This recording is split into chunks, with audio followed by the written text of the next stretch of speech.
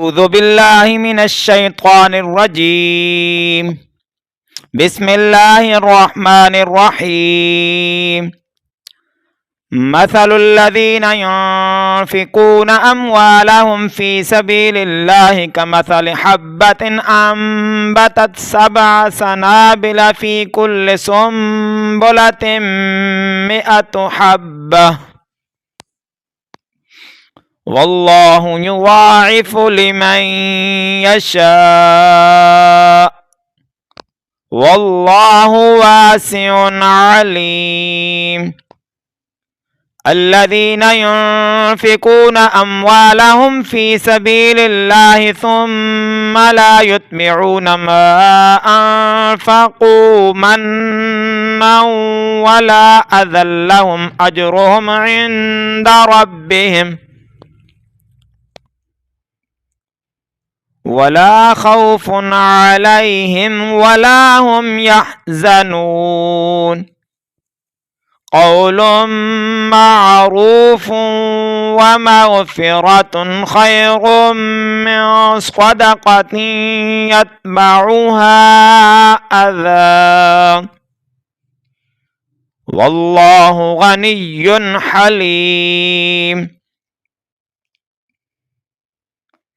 يا أيها الذين آمنوا لا تبطلوا صدقاتكم بالمن والأذى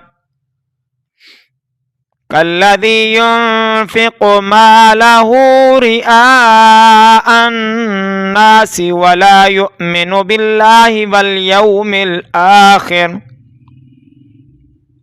فمثله كمثل صفوان عليه تراب فأصابه وابل فتركه صلدا لا يقدرون على شيء مما كسبوا والله لا يهدي القوم الكافرين.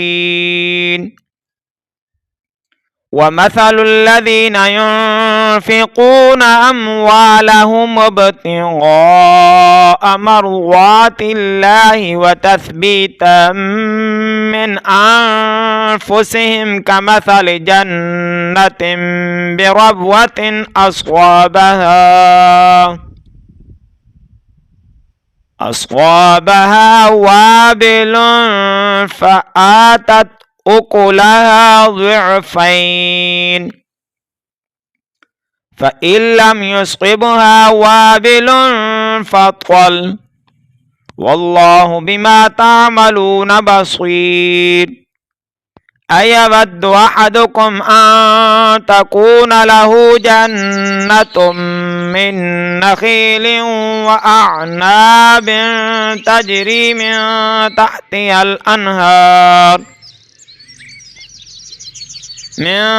تحتها الأنهار له فيها من كل الثمرات وأصابه الكبر وله ذرية ضعفاء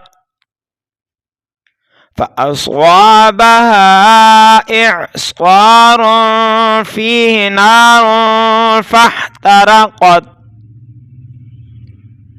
كذلك يبين الله لكم الآيات لعلكم تتفكرون. صدق الله العظيم.